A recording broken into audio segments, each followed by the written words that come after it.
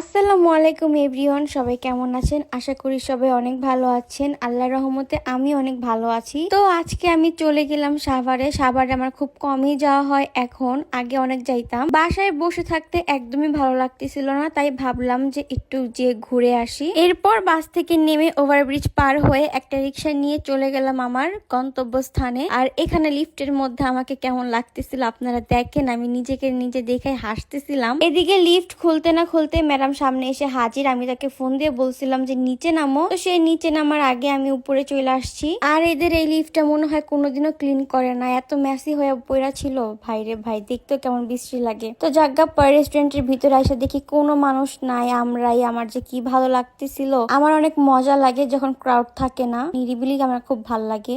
আর এইদিকে আমি ব্যাগে করে কানের দুল নিয়ে আসছিলাম, ওইটাই ওখানে পড়তেছিলাম। আর ওকে বলছিলাম যে আমাকে একটু ভিডিও করে দাও, কিন্তু কি বলবো, এখানে না কারেন্ট